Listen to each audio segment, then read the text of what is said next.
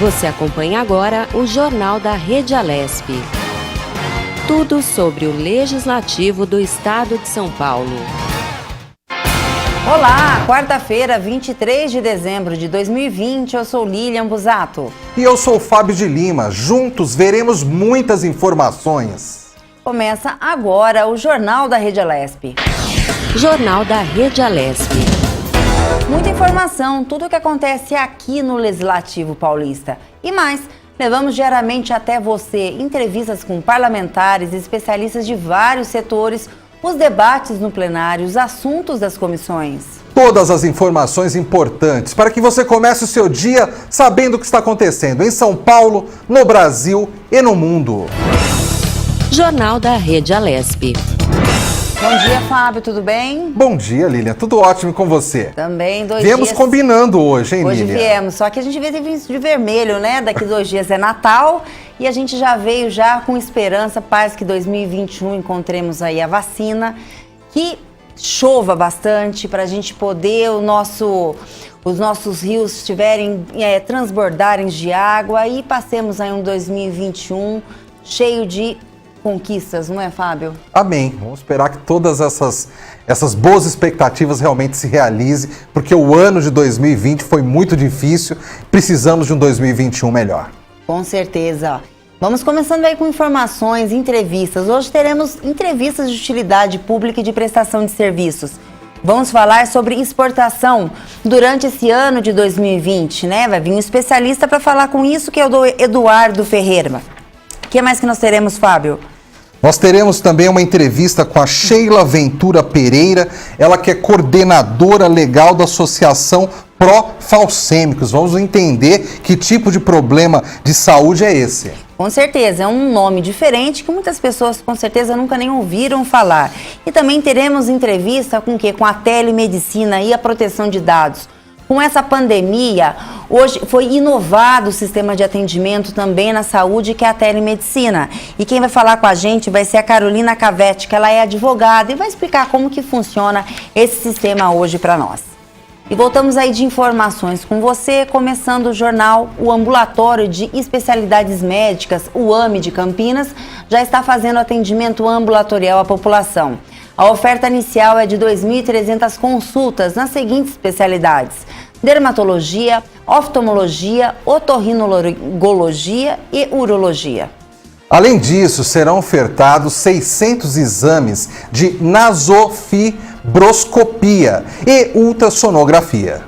O espaço tem capacidade de realizar mensalmente 7.000 consultas, 1.000 exames e 300 cirurgias de menor complexidade.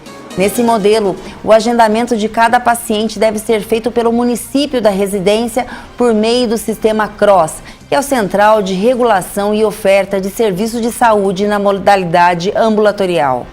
A oferta acontecerá gradualmente, com agendamentos programados e em conformidade aos protocolos de segurança e prevenção da Covid-19. Jornal da Rede Alesp. Começando aí com a nossa primeira entrevista do jornal, vamos falar agora com o Eduardo Ferreira, que ele é especialista em comércio exterior e nos fala sobre a exportação aí nesse ano de 2020. Olá, Eduardo, seja bem-vindo ao Jornal da Rede Alesp. Obrigado, Fábio, prazer estar aqui com vocês mais uma vez. Prazer é nosso. Eduardo, vamos começar explicando para os nossos espectadores o que são exatamente as exportações. Porque a gente fala muito de balança comercial, fala de importação, fala de exportação, mas às vezes a pessoa que está assistindo em casa ela tem dúvidas sobre isso. Explica para a gente, explica para os nossos espectadores, por gentileza, do que se tratam as exportações.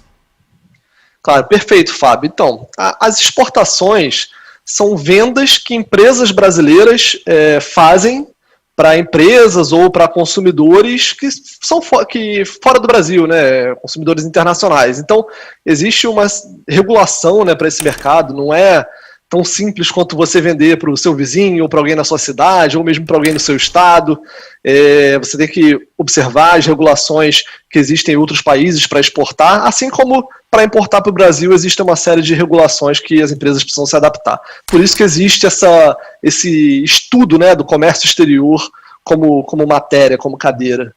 Só para entender, quando você fala regulações, você está falando das leis para onde a gente quer mandar os nossos produtos, ou seja, não adianta os nossos produtos estarem enquadrados nas leis brasileiras somente se a gente quer exportar para os Estados Unidos e lá existe uma regulação diferente, é isso? Perfeito. Olha, pegando um exemplo que está em pauta agora, que está todo mundo ouvindo falar na tal da FDA, né, que é a agência reguladora americana semelhante à nossa Anvisa, assim como nós temos a Anvisa aqui no Brasil, e quando você se tem alguma empresa que quer exportar para o Brasil, ela precisa atender as normas da Anvisa, caso aquele produto necessite atender essas normas. Se alguma empresa brasileira quiser exportar para os Estados Unidos algum tipo de produto químico, por exemplo, ou algum creme para pele, precisa ter o aval da FDA, que é a Anvisa americana. Então, existem realmente essas regulações. A gente fala da Anvisa, mas tem o Inmetro também, dentre outros órgãos reguladores, além de ter toda a legislação tributária daquele país, né, que você está querendo exportar, tal qual o Brasil também tem a sua legislação tributária para as empresas que querem fazer a exportação para o Brasil. Agora, Eduardo, só para complementar meio que esse tutorial que a gente está fazendo aqui na abertura da entrevista. Então, se exportar é isso, importação a gente também tem que ter os cuidados, porque um produto que vem de fora, ele pode não estar adequado à regulação vigente aqui no nosso país, é isso? Olha, isso é mais comum do que parece, Fábio, porque assim, as empresas que são importadoras, né, empresas brasileiras que buscam oportunidades em produtos lá fora para trazer para o Brasil, para trazer para o nosso mercado consumidor, elas precisam estar muito atentas às regulações que existem no mercado. Vou dar um exemplo muito claro aqui, né? Muita gente às vezes vê oportunidade, vou importar brinquedo, né, brinquedo infantil, e acha que é só negociar com o fornecedor, fazer a importação, trazer o produto e vender. Mas o brinquedo, por exemplo, precisa ter a regulação do Inmetro. Então, só para ter a regulação do Inmetro, vai levar pelo menos aí uns 6 meses para um produto novo. Então, só para você ter uma ideia que, por isso que existe a ciência do comércio exterior, digamos assim, né? Existe essa cadeira de estudo que é assim, desenvolvida aí por diversos despachantes aduaneiros, advogados, pessoas que entendem dessa legislação tributária para poder apoiar tanto o importador e o exportador que querem fazer tudo da forma correta para que possam fazer os seus negócios de forma bem feita. Eduardo, bom dia. Mais uma vez a gente agradece a sua participação aqui na Rede Alesp, trazendo informações de utilidade pública para o telespectador. Falando em exportação, qual que seria o cenário da exportação antes pandemia, durante pandemia e pós-pandemia? Você poderia passar um cenário geral de cada uma dessas situações que lidou com a exportação, se teve aumento, diminuição? Qual que seria o cenário da exportação, né, nesses cenários que eu acabei de citar para você? Claro, perfeito.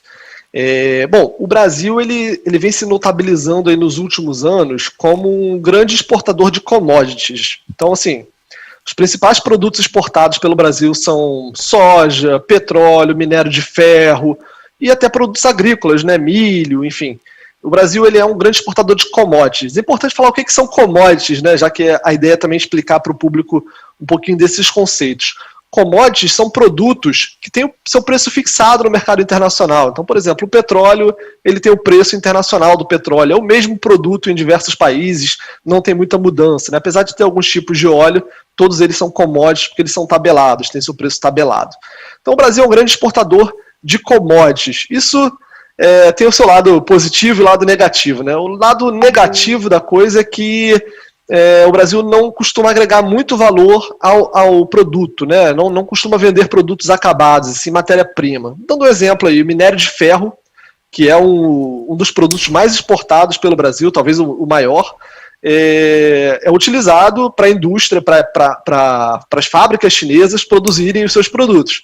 Então nós exportamos a matéria-prima para a China produzir os produtos acabados e acabamos comprando de volta esses produtos da China. O que aconteceu durante a pandemia? Durante a pandemia, esse mercado agro brasileiro ele acabou crescendo, tendo uma expansão. Mesmo as exportações caindo um pouco nesse período de pandemia, e se a gente considerar até novembro a gente teve uma queda de aproximadamente 9% nas exportações totais, mas o setor do agro cresceu em torno de 9%. Então, assim, de um lado o total reduziu, mas a participação do agro nas exportações acabou aumentando.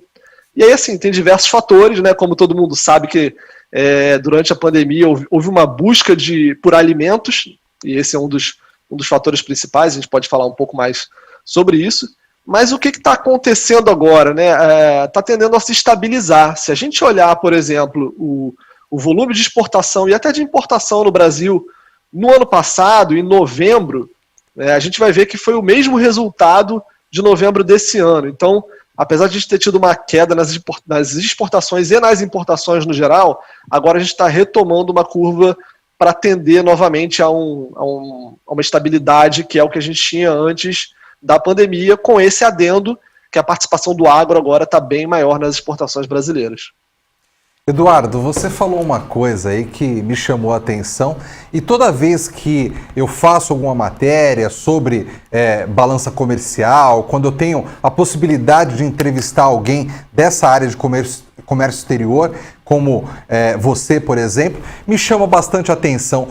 Por que o Brasil continua sempre mandando para fora só commodities e raramente a gente consegue mandar o produto acabado? Você até usou a expressão que a gente manda commodities para fora e depois compra o produto acabado de fora por um valor muito mais alto com a commodity que nós mandamos para lá. O que acontece que a gente não consegue dar conta da cadeia até o fim e vender para o exterior um produto com valor agregado, Eduardo?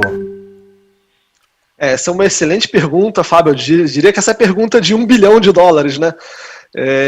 Mas assim, alguns fatores eu acho que são primordiais, né? Primeiro, para se produzir o produto acabado, tem que ter uma mão de obra qualificada, né? Coisa que o Brasil não vem investindo em educação nos últimos anos. Outro ponto que eu acho fundamental é a logística de transporte. Então, o Brasil não tem uma malha hoje rodoviária, o que torna o transporte dos produtos no geral caro. Acho que você, consumidor, acaba sentindo isso, né? Quando você, por exemplo, hoje eu fui comprar uma luminária para o quarto da minha filha e o frete era mais caro do que a própria luminária. Então, a gente ainda está assim, engateando na logística, apesar de ter tido um avanço muito forte, até impulsionado pela pandemia, nessa logística de última milha, que é para chegar no consumidor final. A logística de transporte assim, de grandes volumes, né, ainda é muito cara no Brasil. Você transportar matéria-prima ou transportar, por exemplo, minério de ferro em caminhão ou transportar grandes quantidades de produtos em caminhões, né, a malha rodoviária, é algo ainda muito caro. Enquanto você tem, por exemplo, na China, a China é toda cortada por ferrovias, que é um transporte muito mais barato. Então, assim, no fim das contas, infelizmente, acaba sendo mais barato mandar a matéria-prima para a China, né, que, olha, de navio, leva 40 dias, enfim, fazer essa industrialização lá e trazer esse produto de volta, porque senão quem acaba pagando mais caro pela ineficiência brasileira é o consumidor final. Então, pelas leis naturais do mercado, isso acaba acontecendo. E o Fábio, nos fala uma coisa, Eduardo, né? Desculpa, eu fico conversando com ele aqui, tem hora que a gente acaba invertendo, né, os nomes. O Eduardo, qual que é a tua expectativa para 2021, quando o assunto é exportação? E vamos falar também da importação. Qual que seria a tua visão que você vê agora para 2021? Perfeito. Bom, vou começar pelas importações, né? As importações em 2020 elas sofreram um grande baque, né? Foi uma queda brusca nas importações, em torno de 14% de queda. Tá? Mas o Brasil não tem um substituto para os produtos importados, né? Essa é a grande verdade, como a gente estava falando aqui, dessa questão de a indústria brasileira ela está, de certa forma, sucateada. Me perdoa assim, industrial, não são todas as indústrias, mas se você olhar assim de forma geral, a indústria brasileira ela é bem sucateada, então não tem muitos substitutos. A tendência é que isso tenha uma certa pressão pelas importações de volta, até porque a gente teve um pico no dólar esse ano de 5,80, 5,82, né? Até recentemente, acho que há um mês e meio atrás, a gente estava com 5,60 e hoje bateu 5,3, não sei exatamente quanto está agora. Então, assim, teve uma queda na cotação cambial, né, no dólar, o real se valorizou frente ao dólar nesse último mês, né? Se a gente contar o ano todo, claro que não, né? O dólar começou lá atrás valendo o real R$4 um dólar, né? Então, Se olhar o ano todo não, mas assim, recentemente teve uma baixa dessa cotação. Isso faz com que os importadores voltem a importar. Isso faz também com que a exportação seja menos atrativa, né? Então, a gente viu uma grande pressão em cima dos preços de produtos agro, justamente por essa alta da exportação dos produtos agro, né? Ou seja, o produtor acabava exportando as mercadorias ao invés de vender para o mercado interno. Isso acabava causando um aumento do preço no mercado interno. A tendência com esse dólar menor é que isso se estabilize. Agora, o ciclo do comércio exterior ele leva um tempo para se estabilizar, até porque os contratos eles são fechados com algum prazo para pagamento, as importações elas levam um tempo, importações e exportações, né, levam um tempo para chegar. Então, assim, tem um tempo para que isso se estabilize, mas a tendência é que isso aconteça, e eu acredito que o dólar deve ficar mais ou menos nesse patamar, até com assim, o caminho para uma vacina, o caminho para um cenário internacional um pouco menos polemizado, digamos assim, né, com a eleição do John Biden nos Estados Unidos. Isso tende a fazer com que os investidores recuperem o ânimo de colocar seu dinheiro em países em desenvolvimento como o Brasil e reduz essa pressão cambial que a gente vinha sofrendo durante esse ano. Agora, Eduardo, eu fico imaginando a pessoa que está nos assistindo no sofá de casa nesse momento. A pessoa fala, poxa, eu não sou empresário, eu não estou exportando, eu não estou importando nada, né? Então, o que um assunto desse tem a ver com a minha vida? Mas a exportação e a importação traz reflexos, sim, para o dia a dia do consumidor. Você pode explicar isso para a gente? Que tipos de reflexos podem ser esses? Perfeito. Tem um exemplo mais básico, né, que acho que quase todo brasileiro de manhã gosta de ir na padaria comprar pão, né? E o pão é feito de trigo que na sua maioria das vezes é importado com a cotação em dólar, né, importado da Argentina. Então, se você tem um dólar mais caro, esse trigo fica mais caro para o importador. E esse importador que importa o trigo mais caro acaba repassando esse preço para a padaria. A padaria, por sua vez, vai ter que repassar esse preço para o consumidor final. Então, ao invés de você comprar ali os 3 pãezinhos por R$1, daqui a pouco você só vai conseguir comprar 2 pãezinhos por R$1. Esse é um exemplo básico, né? Mas assim, se a gente olhar, é exatamente isso que está acontecendo em outras áreas. Então, o comércio exterior ele tem tudo a ver com a dinâmica, né? Nós vivenciamos tudo que a gente consome hoje no mundo globalizado. É muito difícil você pegar hoje um produto que seja exclusivamente produzido no único país ou que use componentes de um único país, matérias-primas só do Brasil, produção no Brasil. Ainda que seja produzido no Brasil, certamente tem uma matéria-prima importada. Então, assim, o mercado hoje é todo conectado e globalizado. Por isso que o importante é o Brasil estar conectado no mercado, no comércio exterior, tanto importando quanto exportando, né? Muitas vezes a gente fala que, nossa, o Brasil tem que exportar mais e importar menos para a balança comercial ser mais positiva, né? A gente escuta muito esse termo balança comercial, exportações menos importação. Então isso quer dizer, o Brasil precisa exportar mais e importar menos, vamos ter uma balança comercial positiva e isso vai ficar tudo bem. Não, pelo contrário, isso não adianta. A gente vivenciou isso na pandemia. Quer dizer, o Brasil passou a exportar mais produtos agrícolas e isso se refletiu no aumento dos preços para o consumidor. Então isso também não é bom.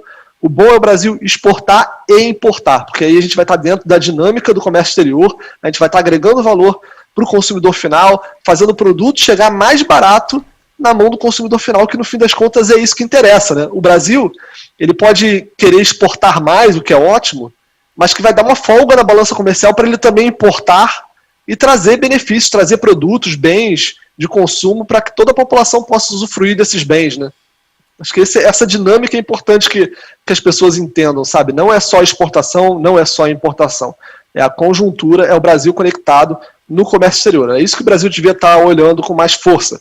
Acordos comerciais com diversos países, enfim, olhar também a questão de proteger a sua reserva de florestas, porque isso atrapalha o comércio internacional. Alguns discursos de bravata também não valem a pena, acaba atrapalhando a conjuntura do comércio internacional. Então, tudo isso tem que ser observado.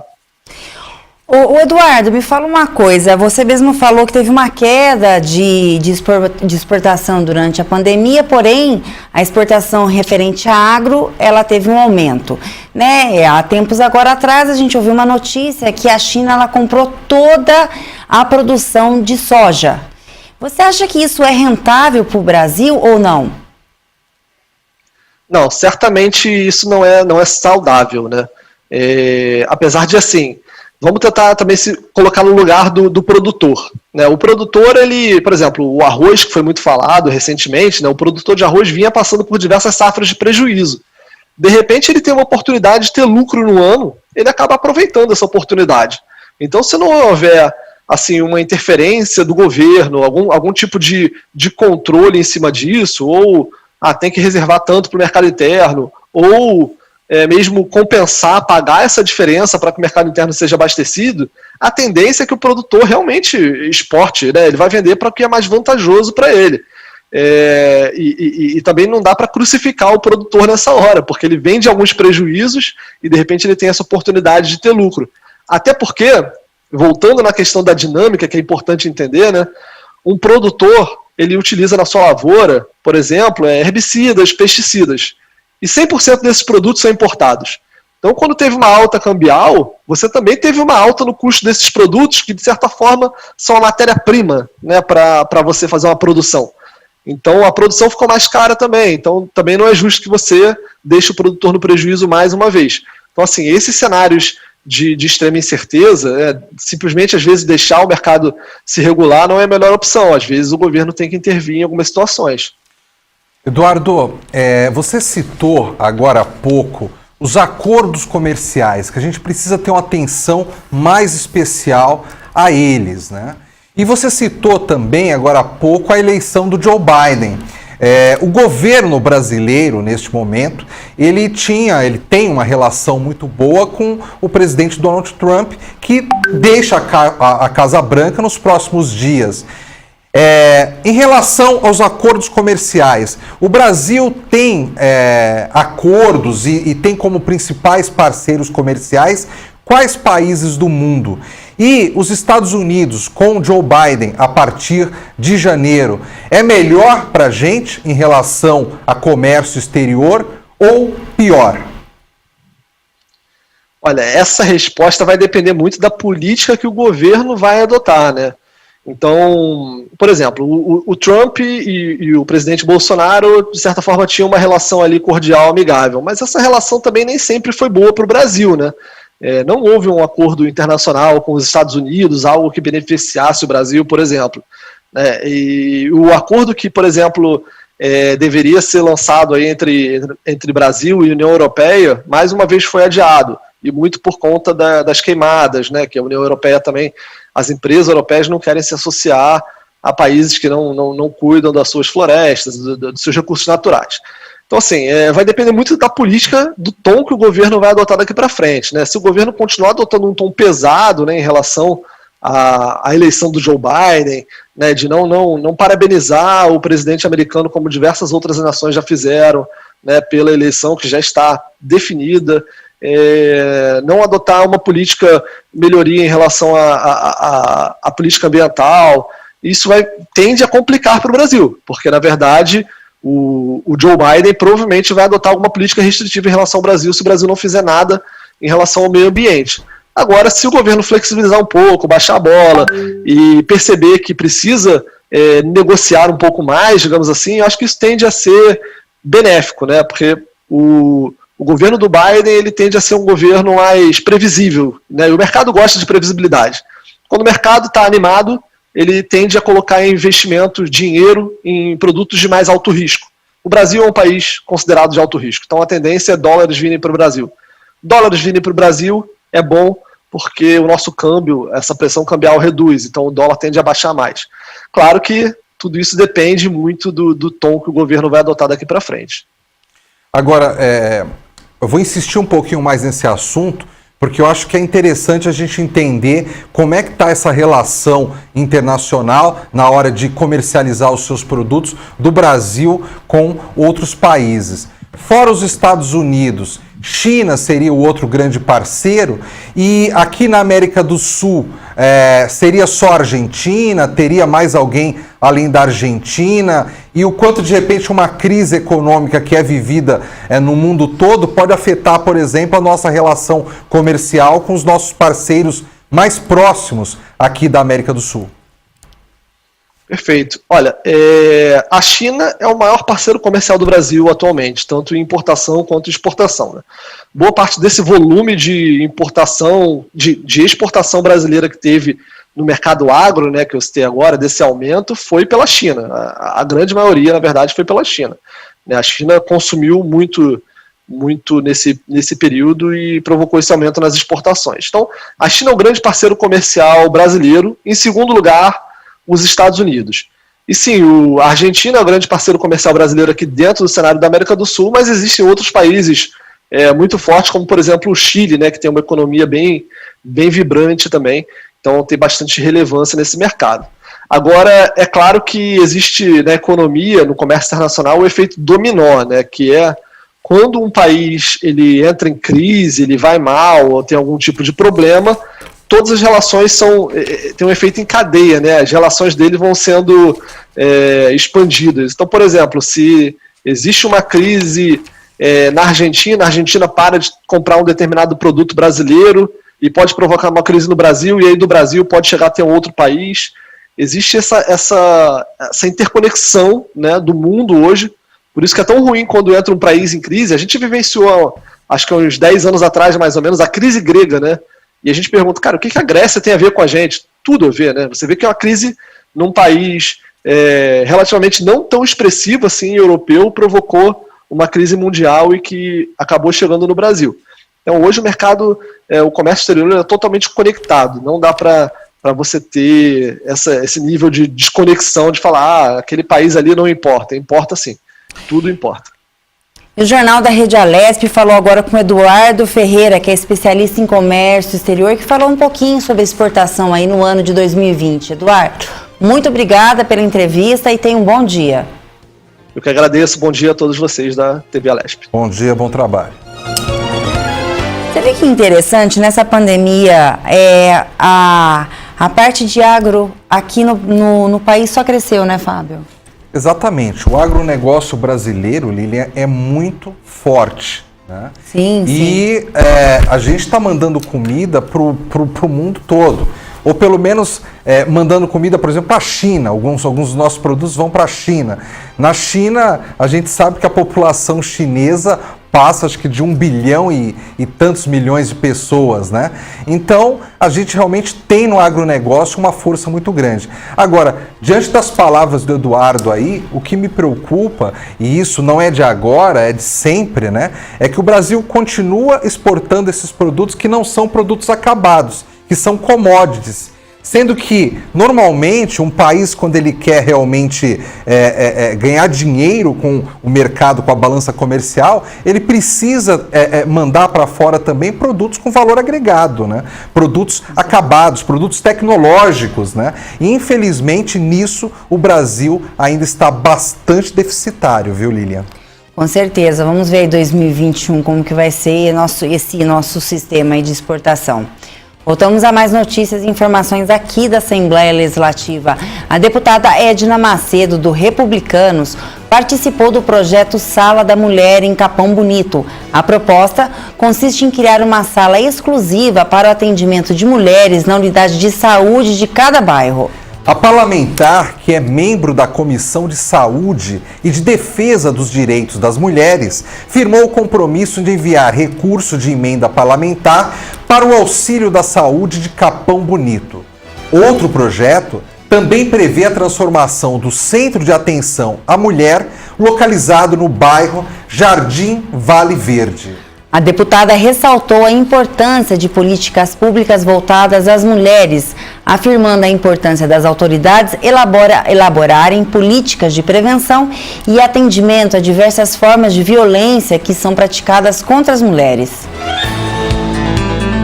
O deputado Ataíde Teruel, do Podemos, destinou uma verba de R$150 mil para o município de Olambra, cidade de 15 mil habitantes e conhecida como a capital das flores por seu volume na produção de flores e plantas ornamentais. Essa verba será destinada para a aquisição de uma nova van para a área de saúde do município, já que o parlamentar conhece as dificuldades que os pacientes enfrentam diariamente, dificuldades para serem transportados para hospitais e clínicas da região. E vamos agora a outra entrevista, né? O Jornal da Rede Alesp vai falar agora com Sheila Ventura Pereira. Ela é coordenadora legal da Associação Pró-Falcêmicos e ela vai nos falar sobre anemia falciforme. Olá, Sheila, bom dia, seja bem-vinda ao Jornal da Rede Alesp. Olá, bom dia, tudo bem? Tudo bom, e com você? Obrigada pelo convite. Obrigado você por estar aqui conosco mais uma vez. Sheila, explica para o nosso espectador o que é exatamente a anemia falciforme. Então, a anemia falciforme, vocês estão me ouvindo bem? Estamos sim. A anemia falciforme é uma doença hereditária passada de pai para filho e é uma deformação nos glóbulos vermelhos do sangue que se tornam muito parecido com uma foice, meia-lua, daí o nome falciforme. E o que acontece? É uma doença que ela causa muitas dores ósseas e várias complexidades, principalmente por causa dessa deformação nas hemácias, né? Por exemplo, todos nós, quando temos nossos glóbulos vermelhos, eles são redondinhos, maleáveis e conseguem circular normalmente pelos vasos sanguíneos, levando oxigênio, né? No caso da pessoa com doença falciforme, sofre uma mutação genética. Ela sai desse estágio normal e começa a ficar nesse estágio meia-lua, e ela fica muito rígida, muito dura, uma aglutina na outra, e entope os vasos sanguíneos como se fosse um trânsito. E ali o sangue fica parado e causa as dores ósseas, né?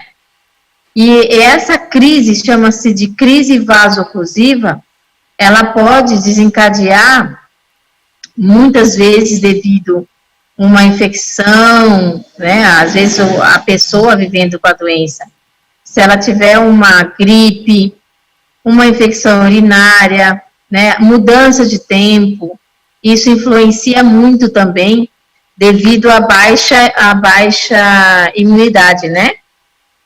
Então, é uma doença que hoje, desde junho de 2001, já é diagnosticada no teste do pezinho. Todas as crianças que nascem já conseguem ser diagnosticadas. E os principais sintomas da doença são dores nas articulações, inchaços, muitas vezes, é muito confundido, né, com reumatismo devido às dores nas articulações, nas pernas, nas costas, nos braços, e até mesmo tem o chamado de icterícia, que deixa o branco dos olhos muito amarelado, a pele também, como se a pessoa tivesse uma hepatite, mas a doença falciforme não é contagiosa, ela não a pessoa nasce com ela, né, ela não passa para ninguém. Mesmo sendo essa doença no sangue, nos glóbulos vermelhos, ela é hereditária. E o que acontece? Muitas vezes essas dores, elas são limitantes, pode causar várias complicações, desde insuficiência renal, necroses de cabeça de fêmur, problemas cardíacos, por isso que desde quando a criança ou o adulto é diagnosticado, ele tem que fazer um acompanhamento ambulatorial mensalmente, né? E tudo depende com o quadro. Tem pacientes que passam todos os meses, tem outros que passam a cada 6 meses, tudo depende ali naquele momento do seu quadro clínico. Porque não tem cura até o momento, né? O transplante de medula, que é a nossa única expectativa de cura, nem todos são contemplados. Por quê? Primeiro, que a medula só pode ser doada de irmão para irmão. Assim não corre tanto risco da rejeição. Então, muitas vezes, os irmãos têm a doença falciforme também, ou então não são compatíveis, e aí fica o critério é muito grande. E também há várias restrições na questão do transplante, né? Principalmente, já é indicado para aquele paciente que não responde mais às medicações, não responde mais ao tratamento. Sheila, bom dia. Mais uma vez a gente agradece a tua participação aqui no Jornal da Rede Alesp, trazendo essas informações, né, de utilidade pública e de saúde. Me conta uma coisa, Sheila. A doença, vocês têm um diagnóstico de número de pessoas hoje que sofrem com a doença aqui no Brasil? Então, nós ainda, né, aqui no estado de São Paulo, acho que o Brasil inteiro, não tem ainda um banco único, que é o que nós sempre solicitamos. Mas a cada 35 paulistanos, um nasce com gene alterado, pode nascer com traço da doença ou a própria doença. E a cada 3.500 crianças nascidas, uma nasce com a doença, né? E é uma doença que ainda falta a questão da divulgação. Ela é conhecida como doença de negro devido à sua origem, que surgiu na África, devido à mutação genética, mas hoje, devido à grande miscigenação nós temos no Brasil, é uma doença da população. Então, imagina, 54% da população se autodeclara negros. Então, se a gente for por tendência maior da população negra, é uma doença da população. E assim, dizer aqui números, posso errar, porque não temos um banco de dados ainda no estado de São Paulo atualizado. Ô Sheila, você pode falar um pouco a respeito da associação pró-falcêmicos? Porque é interessante que diante de uma doença dessa complexidade, né, e que ainda se tem poucas informações, o fato de existir uma associação para amparar as pessoas que têm a doença e até mesmo os familiares de quem tem a doença. Fala um pouco da associação pró-falcêmicos, por gentileza. Então, a associação surgiu em 25 de abril de 1998, ela foi criada por pessoas com doença falciforme, um grupo de pessoas que se encontravam ali em dia de consulta no Hospital das Clínicas, e começou a ali fazer levantamento de todas as demandas, né? A dificuldade de acesso, a falta de conhecimento da doença por conta da população e até mesmo por profissionais de saúde, né, e todas as dificuldades que a doença impõe às pessoas e às famílias. E a associação, nós somos todos voluntários aqui, atualmente estou presidente, porque também tenho a doença, fui diagnosticada aos 7 anos de idade, e tive irmãos, né, era para sermos em 8 irmãos, e infelizmente 6 já faleceram com a doença. E muitas das famílias que procuram da associação é justamente esse perfil. Quem tem a doença, familiares, né, e muitas vezes quem já perdeu entes queridos por conta de falta de informação, né, de acolhimento. Então, nós realizamos esse trabalho de acolher, de informar, né, tem muitas questões e dúvidas que as famílias trazem. A gente tem um trabalho direto com os médicos, né, tanto o Hospital Santa Marcelina, o Hospital Brigadeiro, o Hospital das Clínicas, sempre ali consultando esses médicos para também não passar informação incorreta. Fazemos também um trabalho de assistência, né, principalmente nesse momento de pandemia. A associação atuou muito com questão de cesta básica, com bancos de alimento, o CEAGESP na questão de frutas e verduras, medicamentos, né, a gente acaba ali fazendo aquela doação de medicamentos, muitas vezes pacientes que já não estão usando medicamentos como hidroxureia, que é que ajuda na qualidade de vida das pessoas com doença falciforme e diminui essas crises que eu falei para vocês, a gente acaba doando, porque são medicamentos de alto custo, né? E hoje a questão socioeconômica atinge a todos, não só hoje, porque a pandemia começou esse ano, mas toda a situação socioeconômica afeta há muitos anos, porque as dores que a doença causa, elas são muitas vezes limitantes.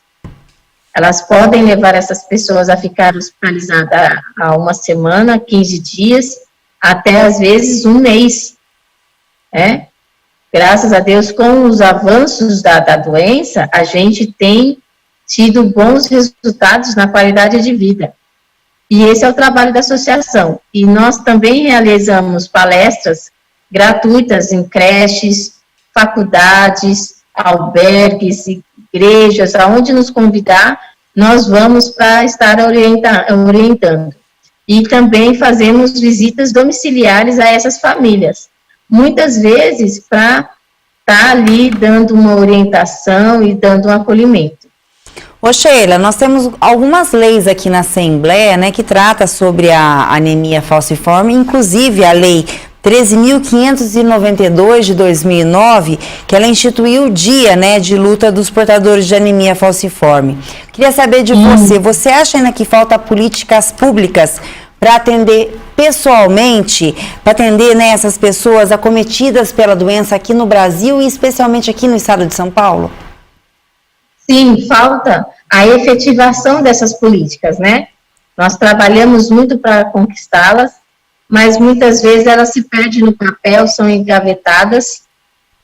E, por exemplo, para você ter uma ideia, até 2004 nós conseguimos o direito da isenção tarifária para a pessoa com doença falciforme, para ela poder ir e vir ao tratamento, porque às vezes num mês ela vem 4, 5 vezes, né? Então imagine se ela mora no Alto Tietê, mora na Zona Leste, sai dos seus bairros e vem fazer tratamento aqui nos grandes centros, né? Porque praticamente todos os hospitais de referência estão aqui.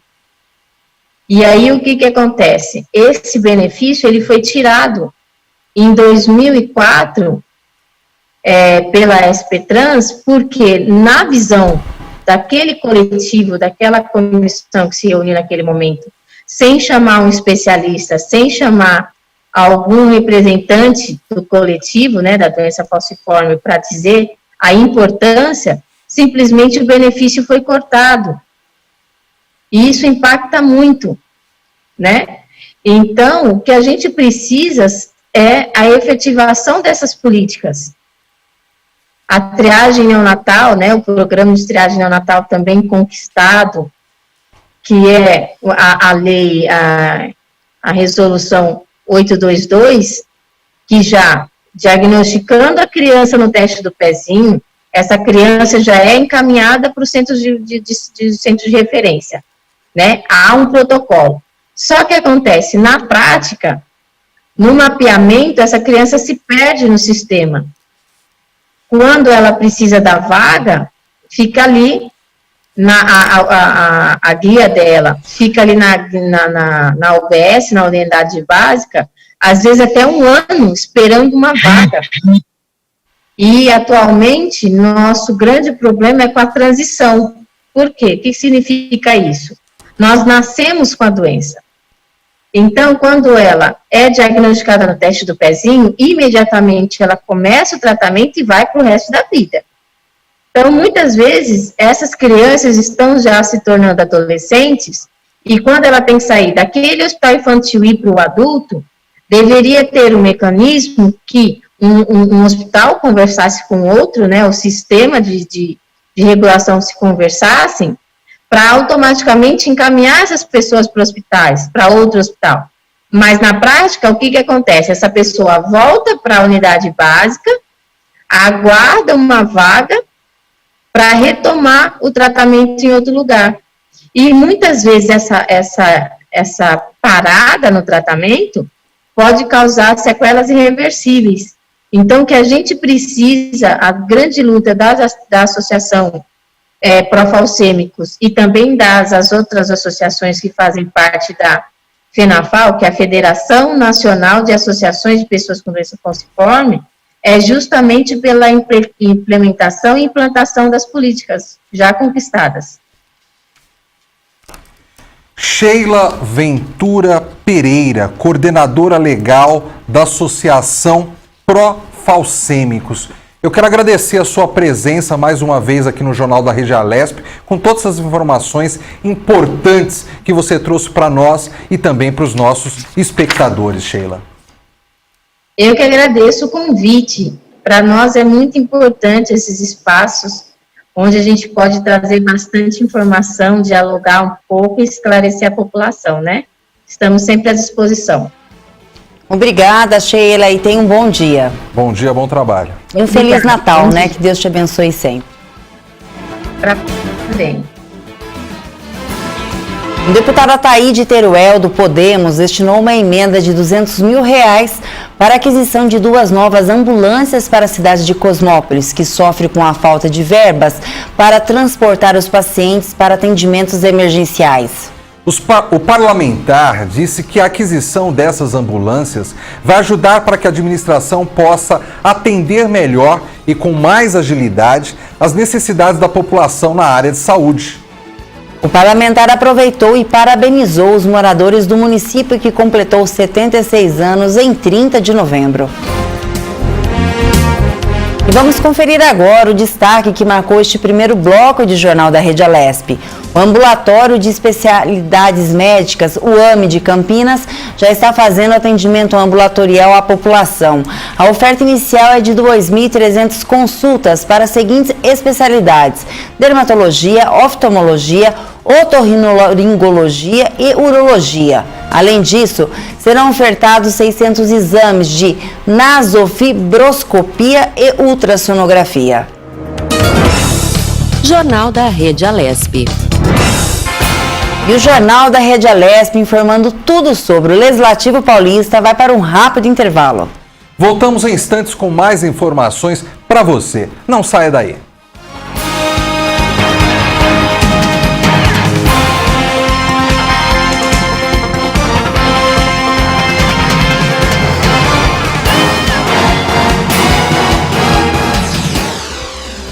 Você acompanha Jornal da Rede Alesp.